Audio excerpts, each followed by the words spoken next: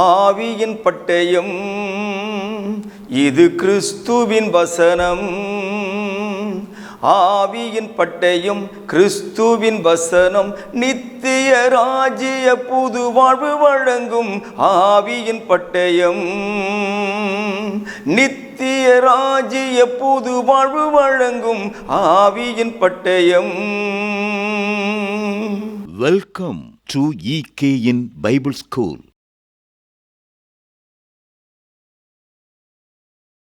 கர்த்தராகிய இயேசு கிறிஸ்துனுடைய நாமத்தினாலே உங்கள் யாவரையும் EKN வேதாகம பள்ளிக்கு அழைப்பதிலே நான் மிகுந்த மகிழ்ச்சி அடைகிறேன். வாங்க, இன்னைக்கு என்ன கற்றுக்கொள்ள போகிறோம் என்பதை நாம் தேவனுடைய வசனங்களை வைத்து அதில் நாம் தெளிவை பெற்றுக்கொள்ள தேவன் நமக்கு உதவி செய்வாராக. சகோதரர்களே, அன்பானவர்களே, கடந்த 2 வாரத்தில் நான் ஏற்கனவே சொல்லும்போது அந்த பதிவு போடும்போதும் சொல்லியிருந்தேன், இது கொஞ்சம் பேருக்கு மனசு கொஞ்சம் வலிக்கும், என் மேலே கூட கொஞ்சம் கோவப்படுவாங்க. இவருடைய பெரிய வேத தத்துவரா இப்படி பேசுகிறாரு அப்படின்னு கூட என்னை கடிந்து கொள்வார்கள் அப்படின்னு நான் சொல்லியிருந்தேன். ஒருவேளை அப்படி நடந்திருக்கலாம், வாய்ப்பு நிறைய இருக்குது. ஏன்னா உண்மையை சொல்லும்போது அது கொஞ்சம் கசகதானே செய்யும். இப்போ இன்றைக்கி நான் கடந்த 2 வாரங்களில் பேசின வேதாகமும் அனுமதிக்காத உடை அப்படின்னு ஒரு தலைப்பில் பேசணும்.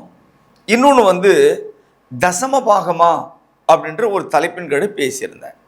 இது 2ஐயும் சேர்த்து ஒரு சின்ன விளக்கம் கொடுக்கலாம் அப்படின்னு இன்னைக்கு நான் உங்கள் மத்தியில் வந்திருக்கிறேன். தேவனுடைய பிள்ளைகளே, தசம பாகம் என்பது பழைய ஏற்பாட்டிலே நம்முடைய தேவனாகிய தகப்பன் இஸ்ரவேல் என்கிறதான ஒரு தனிப்பட்ட ஜாதிக்கு அல்லது ஒரு குடும்பத்திற்கு கொடுத்ததான கட்டளை அல்லது பிரமாணம் அப்படின்னு நான் ஏற்கனவே வேத வசனத்தின் மூலமாக தெளிவுபடுத்தியிருக்கிறேன். ஒருவேளை இந்த பாடத்தை நீங்கள் முதல்ல கவனிப்பீங்க அப்படின்னா இதுக்கு முன்னான பாடங்களை போய் நீங்கள் பாருங்கள், தெளிவான விளக்கங்களை கொடுத்துருக்கிறேன். ரைட், இப்போ நாம் என்ன கற்றுக்கிறோம் அப்படின்னா, நியாய பிரமாணம் என்பது 613 சட்டங்கள். அப்படின்னா அந்த 613 சட்டங்களிலே நியாய பிரமாணத்தினுடைய மிக பிரதானமாய் மக்களால் கையாளப்படுகிறது இந்த தசம பாகம் அப்படின்னு கடந்த பாடத்தில் நான் பேசினேன். லேவியராகமும் 27வது அதிகாரத்தின் 30 தொடங்கி 30 வசனங்கள் வரை நான் வாசிக்கிறேன், கேளுங்க. தேசத்திலே நிலத்தின் வித்திலும் விருட்சங்களின் கனியிலும் தசமபாகம் எல்லாம் கர்த்தருக்கு உரியது, அது கர்த்தருக்கு பரிசுத்தமானது அப்படிங்கிறாரு. அப்ப தசமபாகம் யாருக்காக அப்படின்னா கர்த்தருக்காக, அது கர்த்தருக்கு உரியது, கர்த்தருக்கு சொந்தமானது அப்படின்னு படித்தோம். 31ஆம் வசனத்துல, ஒருவன் தன் தசமபாகத்திலே எவ்வளவாவது மீட்டு கொள்ள மனதாய் இருந்தானால் அதனுடன் 5இல் 1 பங்கை கூட்டி கொடுக்க கடவன். யாருமே அதை மாற்றிக்கொள்ள முடியாது. ஐயா, எனக்கு ரொம்ப கஷ்டகாலம், வீட்டில் திடீர்னு பெரிய செலவு வந்துருச்சு, அதை நான் கொஞ்சம் குறைச்சிக்கிறேன், 1% மட்டும் குறைச்சி 9% கொடுத்துடுறேன், அல்லது இந்த முறை நான் ஒரு 8% கொடுத்துட்டு அடுத்த முறை 12 கொடுத்துடுறேன் அப்படின்னு பேச முடியுமா என்றால் 0.5% கூட குறைத்து கொள்வதற்கு எந்த மனிதனுக்கும் நியாய பிரமாண சட்டத்தில் இடமில்லை. சகோதரர்களே, இது யாருக்கு அப்படின்னு கேட்டீங்கன்னா, என்னாகம புத்தகத்தில் 18வது அதிகாரத்தின் 21வது வசனம், இதோ லேவியின் புத்திரர் ஆசரிப்பு கூடாரத்தின் பணிவிடையை செய்கிற அவர்களுடைய வேலைக்காக இஸ்ரவேலருக்கு உள்ளவை எல்லாவற்றிலும் தசமபாகத்தை அவர்களுக்கு சுதந்திரமாக கொடுத்தேன். இது யாருக்கானது அப்படின்னா லேவியர்களுக்கு. போன பாடத்தில் தெளிவுபடுத்தின லேவியர்கள் ஆசாரியருக்கும் அதை கொடுக்கணும் அப்படின்னு. தசம பாகத்தில் 2 விதத்தை நான் உங்களுக்கு சொல்லி கொடுத்தேன். ஒன்று, வருஷந்தோறும் கொடுக்கக்கூடிய ஒரு கட்டாய பங்கு. 3 வருடங்களுக்கு ஒரு முறை தன் வீட்டு வாசலில் வைத்து கொடுக்க வேண்டிய ஒரு பங்கு. இதை நான் கடந்த பாடத்தில் வலியுறுத்தியிருக்கிறேன். நீங்க போய் பார்க்காதவங்க பார்த்து தெரிந்து கொள்ளுங்கள். ஆக தசமபாகம் என்பது கட்டாயம், நிர்பந்தம், இது கொடுத்தே ஆக வேண்டும் என்கிறதான ஒரு நிபந்தனைக்கு உட்பட்டது. எந்த ஒரு இஸ்ரவேலனும் இந்த சட்டத்தில் இருந்து தப்பித்து கொள்ளவே முடியாது. உபாகம புத்தகத்தில் 14வது அதிகாரத்தின் 22வது வசனத்தை வாசிக்கிறேன், கேளுங்க. நீ உன் தேவனாகிய கர்த்தருக்கு எப்பொழுதும் பயந்திருக்க பழகும்படிக்கு வருஷந்தோறும் நீ விதைக்கிற விதைப்பினாலே வயலின் விளையும் எல்லா பலன்களிலும் தசமபாகத்தை பிரித்து உன் தேவனாகிய கர்த்தர் தமது நாமம் விளங்கும்படி தெரிந்து கொள்ளும் ஸ்தானத்திலே உன் தானியத்திலும் உன் திராட்சரசத்திலும் உன் எண்ணெயிலும் தசமபாகத்தையும் உன் ஆடு மாடுகளின் தலையீற்றுகளையும் அவருடைய சந்நிதியில் புசிப்பாயாக. இந்த தசமபாகம் கட்டாயம். வருடத்திற்கு ஒரு முறை அவன் விளைகிற அந்த விளைச்சலின் பங்கை, அவனுக்கு இருக்கிற மந்தையின் தலையீற்றை அவன் என்ன பண்ணணும்?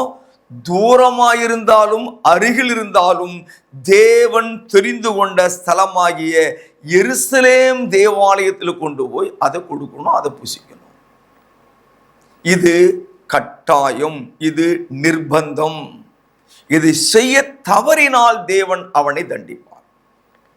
இது செய்ய மீறினால் அவனை தேவன் தண்டிப்பார். சகோதரர்களே, பழைய ஏற்பாட்டில் தசமபாகம் என்பது கட்டாயமாக கொடுத்தே தீர வேண்டும் என்கிற ஒரு நிபந்தனைக்கு உட்பட்டது. அதே பழைய ஏற்பாட்டு காலத்தில் இஸ்ரவேல் ஜனங்கள் காணிக்கை கூட கொடுத்திருக்கிறார்கள். அப்ப தசமபாகம் என்பது வேறு, காணிக்கை என்பது வேறு. இதை ரெண்டையும் நாம ஒன்றாக சேர்த்து குழப்பிக் கொள்ளக்கூடாது. தசமபாகம் என்பது 10ல் ஒரு பங்கு கட்டாயம். இப்ப நான் உங்களுக்கு சில வசனங்களை வாசித்து கொடுக்கிறேன். யாத்திரையாகமம் என்ற புத்தகத்துல 25வது அதிகாரத்தை எடுங்க. 25ஆம் அதிகாரத்துல 1-2 வசனங்களை நான் வாசிக்கிறேன், கவனிங்க. கர்த்தர் மோசையை நோக்கி, இஸ்ரவேல் புத்திரர் எனக்கு காணிக்கையை கொண்டு வரும்படி அவர்களுக்கு சொல்லு, மனப்பூர்வமாய் உற்சாக மனதுடன் கொடுப்பவன் எவனோ அவனிடத்தில் எனக்கு காணிக்கையை வாங்குவீர்களாக. நல்லா புரிஞ்சுங்க, தசமபாகம் எக்காரணத்தை கொண்டும் தவிர்க்க முடியாத ஒன்று. கொடுத்தே தீரணும், கொடுத்தே ஆகணும். ஆனால் இங்கே காணிக்கையை தேவன் எப்படி சொல்லுகிறார் என்றால், கொடுப்பவனுக்கு உற்சாகம் இருக்கணும், கொடுப்பவனுக்கு வாஞ்சி இருக்கணும், கொடுக்கிறவனுக்கு அதுல மனதளவிலே அவனுக்கு அந்த ஈடுபாடு இருக்கணும். இது நான் தேவனுக்காய் கொடுக்கிறேன், அவருடைய ஆலய பணிக்காக கொடுக்கிறேன், அவருடைய சேவைக்காக கொடுக்கிறேன். இதையெல்லாம் புரிந்து கொண்டு எவன் ஒருவன் மன உற்சாகத்தோடு கொடுக்கிறானோ அவன் இடத்திலே வாங்கு. ஒருத்தருக்கு இஷ்டம் இல்லை, ஒருத்தர் மனசுல கொஞ்சம் கஷ்டமா யோசிக்கிறான், இந்த வசனத்தின்படி நான் புரிந்து கொள்வது, அவனிடத்துல வாங்காத. இதுல கட்டாயம் கிடையாது. என்னெல்லாம் கொடுக்கலாம் கீழே சொல்றாரு, பொன், வெள்ளி, வெண்கலம், அப்புறம் இளநீல நூல், ரத்தம், நிறைய வருது, நிறைய வருது. புரிந்து கொள்ளுங்கள், காணிக்கை என்பது வேறு, தசமபாகம் என்பது வேறு. இந்த தசமபாகம் கட்டாயமான ஒன்று. காணிக்கை அவன் அவன் மன விருப்பத்தின்படி கொடுக்கக்கூடியது. யாத்திரையாகும் புத்தகத்துல 35வது அதிகாரத்தின் 29வது வசனத்தை வாசிக்க கேளுங்கள். செய்யும்படி கர்த்தர் மோசேயை கொண்டு கற்பித்த வேலைக்கு உரிய யாவையும் கொண்டு வர இஸ்ரவேல் புத்திரருக்குள் தங்கள் இருதயத்தில் உற்சாகமடைந்த ஸ்திரீ புருஷர் யாவரும் கர்த்தருக்கு காணிக்கையை மனப்பூர்வமாய் கொண்டு வந்தார்கள். மனப்பூர்வமாக கொண்டு வந்து கொடுத்திருக்கிறார்கள். நான் மேற்கோள் காட்டின முந்தின வசனத்தையும் நீங்கள் பாருங்கள். அதாவது யாத்திரையாகமும் 25ஆம் அதிகாரம் 2ஆம் வசனத்தையும் பாருங்க. அதே யாத்திரையாகமத்தினுடைய 35ஆம் அதிகாரத்தினுடைய 29ஐயும் பாருங்கள். ஒரு வார்த்தை ரெண்டுக்குமே பொதுவா இருக்கும். மன உற்சாகம் உள்ளவர்கள், மனதிலே ஆர்வத்தை ஏற்படுத்தினவர்கள் கட்டாயமாக அவர்களாகவே முன்வந்து இந்த காணிக்கையை கொடுத்தார்கள். ஆனா நான் ஏற்கனவே உங்களுக்கு ஒரு வசனத்தை காண்பித்து கொடுத்தேன். உபாகமும் 14ஆம் அதிகாரம் 22வது வசனத்துல திரும்ப போய் இதை படிச்சு பாருங்க. நீங்கள் தேவனுக்காக கட்டாயமாக தேவன் மீது பயம் இருக்கும்படியாக தசம பாகத்தை நீங்கள் கொடுத்தே தீர வேண்டும் என்று சொல்லுகிறார். இப்ப புதிய ஏற்பாட்டிலே அந்த சட்டங்கள் இருக்கிறதா அப்படின்னு பார்த்தீங்கன்னா புதிய ஏற்பாட்டிலே அது இல்லை. காரணம், அதை இயேசுவானவர் சிலுவையிலே அறையும் போது, நியாயப்பிரமாணம் முழுவதையும் சிலுவையிலே அறையும் போது அதை கூட அறைந்து கொன்று விட்டார். ஆனா சில பேர் என்ன சொல்றாங்க, எங்க புதிய ஏற்பாட்டில் கூட தசம பாகத்தை பத்தி இயேசு கிறிஸ்து சொல்லி இருக்கிறாருங்க, நீங்க எப்படி இல்லைன்னு சொல்றீங்க அப்படின்னு ஒரு கேள்வி கேட்கறது வாய்ப்பு இருக்கு. வாங்க என் கூட அந்த வசனத்துக்கு. மத்தேயு எழுதின சுவிசேஷம் 23வது அதிகாரம். மாயக்காரராகிய வேதபாரகரே பரிசேயரே உங்களுக்கு ஐயோ, நீங்கள் ஒர்த்தலாமிலும் வெந்தயத்திலும் சீரகத்திலும் தசமபாகம் செலுத்தி நியாய பிரமாணத்தில் கற்பித்திருக்கிற விசேஷித்தவைகளாகிய நீதியையும் இரக்கத்தையும் விசுவாசத்தையும் விட்டுவிட்டீர்கள்.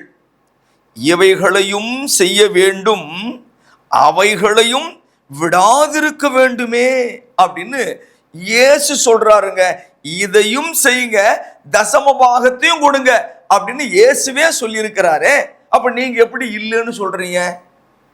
ஒரு கேள்வி, நியாயமான கேள்விதான். இல்லை அப்படின்னு யாரும் மறுத்திட முடியாதுங்க, நியாயமான கேள்விதான்.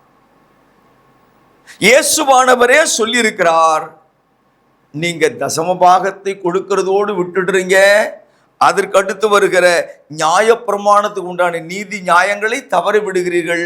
நீதி நியாயத்தோடும் வாழ வேண்டும், தசம பாகம் செலுத்த வேண்டும், செலுத்துங்கள் என்று சொன்னார். அதில் எந்த தவறும் கிடையாது. காரணம் என்ன அப்படின்னா, இயேசுவானவர் வாழ்ந்த காலம் மோசேயின் காலம் அல்லது நியாய பிரமாணத்துக்கு உட்பட்டவராக இயேசு வாழ்ந்திருக்கிறார். இதுவரைக்கும் நியாய பிரமாணத்தை ஒரு பயலும் நிறைவேற்ற முடியல. நிறைவேற்ற முடியாததுனால நியாயப்பிரமாணம் ஆளுகை செய்கிறது, அதின் சட்டம் நிலைத்து நிற்கிறது. அதனால இயேசுவானவர் நியாயப்பிரமாணத்துக்கு கீழானவராக வாழ்ந்தபடியினால் நியாயப்பிரமாணத்தின்படி அவர் சொல்றாரு, நீ இந்த சட்டத்தின்படி தசம பாகம் செலுத்து. குஷ்டரோகியை குணமாக்கினார் மத்திய 8ஆம் அதிகாரத்துல.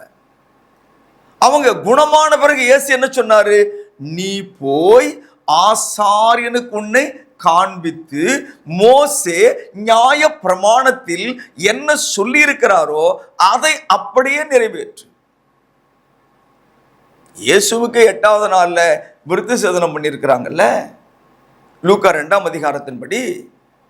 அதனால புதிய ஏற்பாட்டில் மத்தேயு, மார்க்கு, லூக்கா, யோவான் என்ற புத்தகங்கள் முதல் இடம் பிடித்திருந்தாலும் புதிய ஏற்பாட்டின் சட்டம் எங்கே அமுலுக்கு வருகிறது அப்படின்னா அப்போஸ்தலர் நடவடிக்கைகள் 2ஆம் அதிகாரத்துல தான் புதிய ஏற்பாட்டு சட்டங்களே அமுலுக்கு வருது.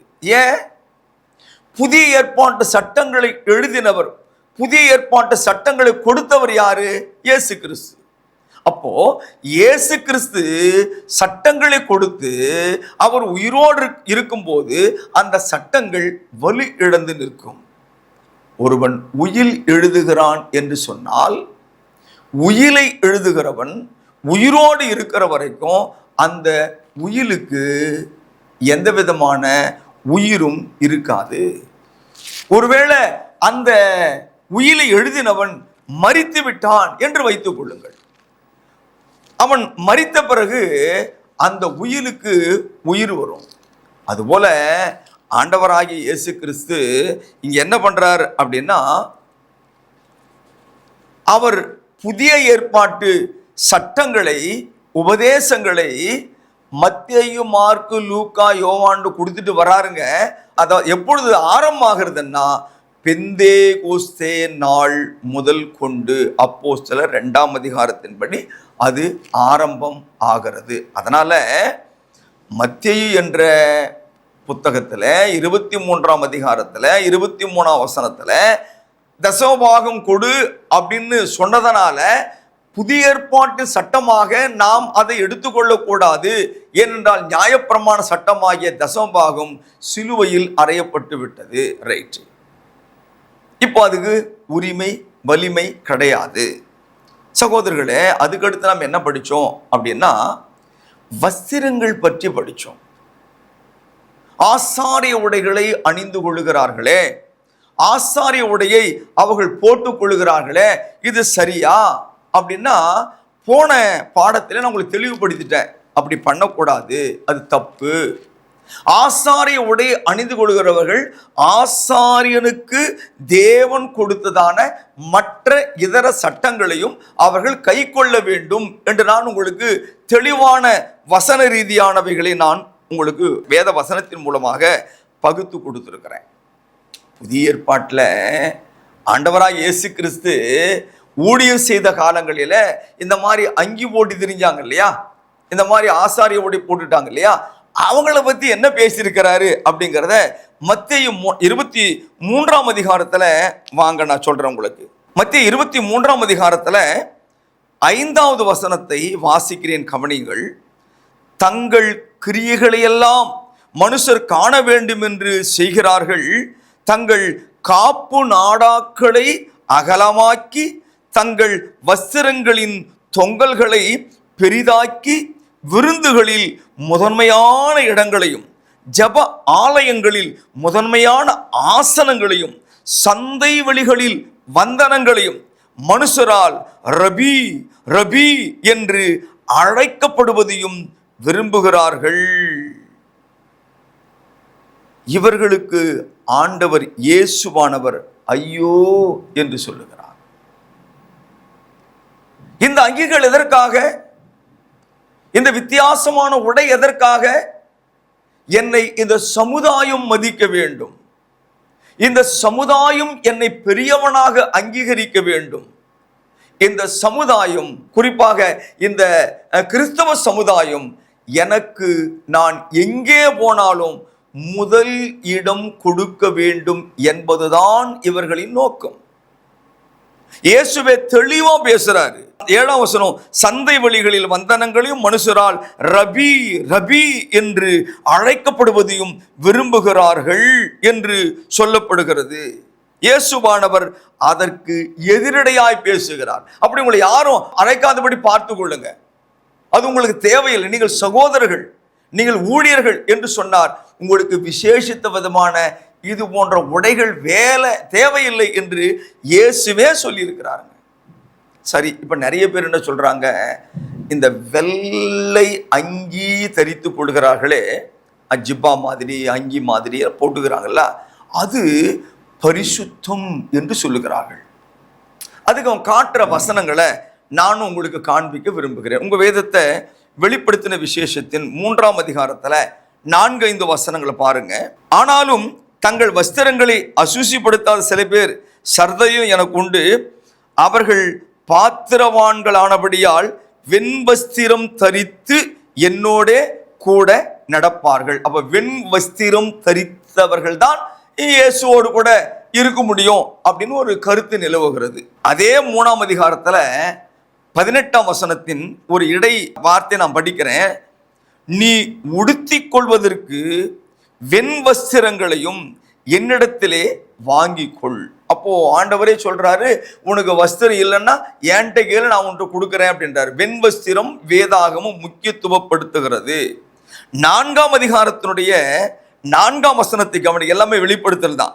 24 மூப்பர்கள் வெண்வஸ்திரம் தரித்து தங்கள் சிரசுகளில் பொன்முடி சூடி தங்கள் சிங்காசனங்கள் மேல் உட்கார்ந்து இருக்க கண்ட. பரலோகத்தில் இருக்கிற மூப்பர்கள் கூட வெண் வஸ்திரங்கள் தான் தரித்திருக்கிறார்கள். ஆகவே வெண்வஸ்திரம் என்பது மிகவும் பிரசித்தி பெற்றது, நம்மை வேறுபடுத்தி அடையாளப்படுத்தி காண்பிக்கிறது. அதனால நாங்கள் வெண்வஸ்திரம் தரித்து கொள்கிறோம் அப்படின்னு போதகர்மார் மட்டும் இல்லைங்க, பாஸ்டர்ஸ் மட்டும் இல்லைங்க, சில விசுவாசிகள் கூட ஊழியத்துக்கு போகும்போது வெள்ளை புடவையும் வெள்ளை ஜாக்கெட்டும் போடுறாங்க, வெள்ளை ஜிப்பாக்களை அணிகிறார்கள், வெள்ளை துண்டை கட்டிட்டு போறாங்க. இது ஒரு பெரிய விசேஷமான உடை என்று எண்ணிக்கொள்கிறார்கள். தொடர்ந்து வெளிப்படுத்தல் 6ஆம் அதிகாரத்தில் 11ஆம் வசனம் வாசிக்கிறேன். 2ஆம், அப்பொழுது அவர்கள் ஒவ்வொருவருக்கும் வெள்ளை அங்கிகள் கொடுக்கப்பட்டது. 7ஆம் அதிகாரம் 9ஆம் வசனத்துல திரளான கூட்டமாகிய ஜனங்கள் வெள்ளை அங்கிகளை தரித்து தங்கள் கைகளில் குருத்தோலைகளை பிடித்து சிங்காசனத்திற்கு முன்பாகவும் ஆட்டுக்குட்டியானவருக்கு முன்பாகவும் நிற்க கண்டேன். குருத்தோலையும் கையில் பிடிச்சிட்டு இருக்காங்க. அவங்களுக்கும் இந்த வெண்வஸ்திரம் கொடுக்கப்பட்டிருக்கிறது. அதே 7ஆம் அதிகாரம் வெளிப்படுத்தல 13-14 நான் வாசிக்க கேளுங்க. அப்பொழுது மூப்பர்கள் ஒருவன் என்னை நோக்கி, வெள்ளை அங்கி தரித்திருக்கிறவர்கள் யார், எங்கிருந்து வந்தார்கள் என்று கேட்டான். அதற்கு நான், ஆண்டவனே, அது உமக்கே தெரியும் என்றேன். அப்பொழுது அவன், இவர்கள் மிகுந்த உபத்திரத்திலிருந்து வந்தவர்கள், இவர்கள் தங்கள் அங்கிகளை ஆட்டுக்குட்டியானுடைய இரத்தத்திலே தோய்த்து வெளுத்தவர்கள் என்று சொன்னான். அப்போ தங்கள் வஸ்திரங்களை சிகப்பான இயேசுவின் ரத்தத்தில் தோய்த்து வெண்மையாக்கி கொண்டவர்கள். அப்ப வெள்ளை வஸ்திரம் அப்படிங்கிறது ஒரு கிறிஸ்தவனுக்கு அடையாளம், பரிசுத்தத்தின் அடையாளம். அதனால ஜனங்க என்ன பண்றாங்க, இந்த வெள்ளைய துணிகளை வாங்கி கட்டிக்கிறதுல அவங்களுக்குன்னு ஒரு தனி மரியாதை, ஒரு தனி பெருமை இருப்பதாக நினைக்கிறார்கள். சகோதரர்களே, இந்த வெளிப்படுத்தல நாம் படிச்சுட்டு வந்தோம். வெள்ளை அங்கி, வெள்ளை வஸ்திரம், வெள்ளை ஜிப்பாக்கள், இதெல்லாம் படிச்சுட்டு வந்திருக்கிறோம். கடைசியா இந்த வஸ்திரங்களை குறித்து வேதம் நமக்கு என்ன சொல்லுது?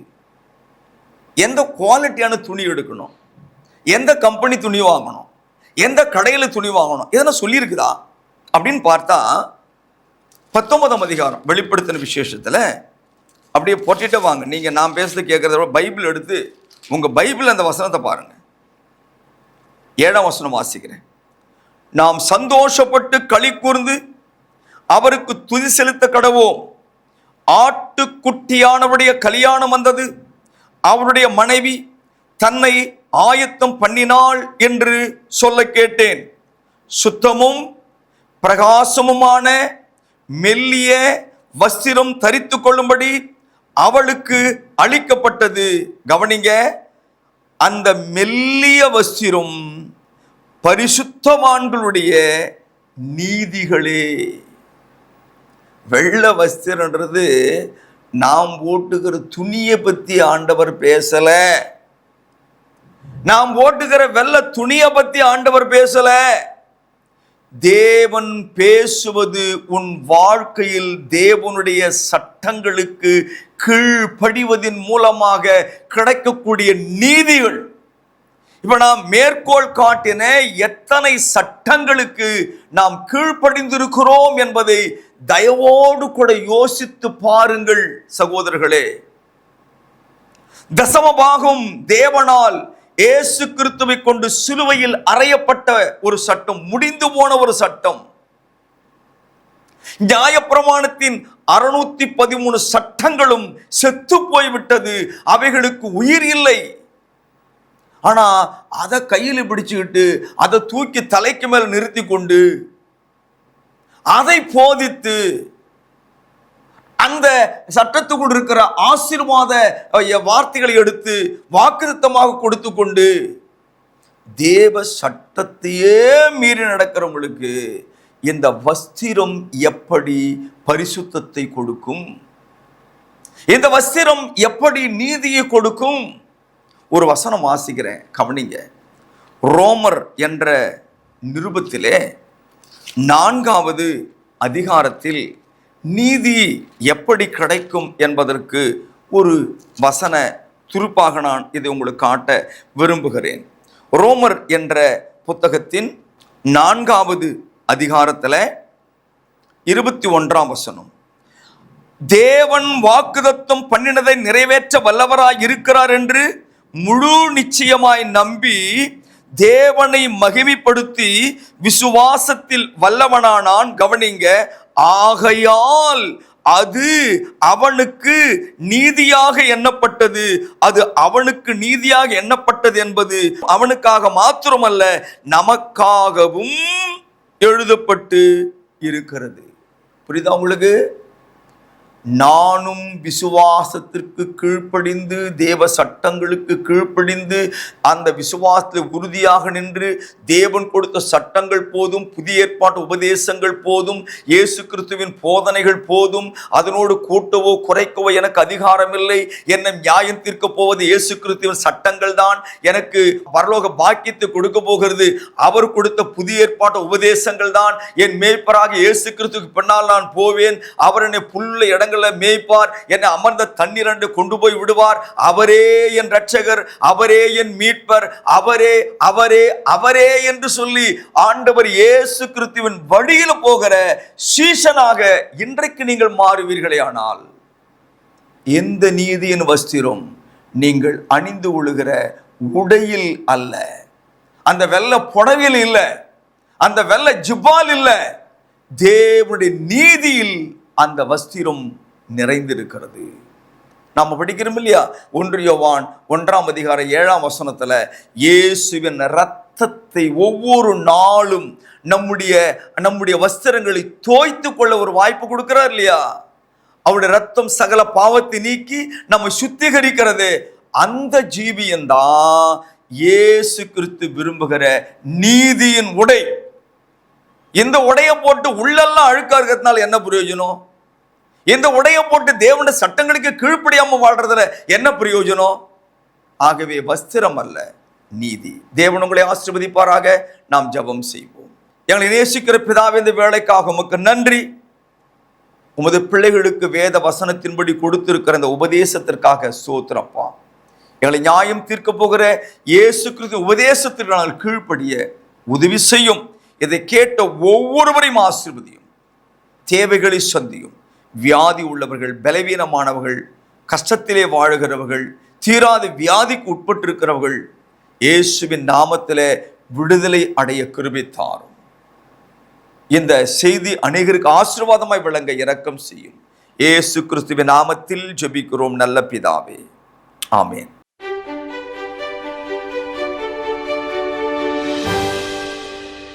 Churches of Christ, Eternal Kingdom, New Life. அன்பிற்குரியவர்களே, மேலும் இந்த பாடங்களை எங்களுடைய யூடியூப் சேனலான எட்டர்னல் கிங்டம் நியூ லைஃப் சேனலில் கண்டு தெய்வ ஆசீர்வாதங்களை பெற்று மகிழுங்கள். கிறிஸ்துவின் சபையார் உங்களை வாழ்த்துகிறார்கள்.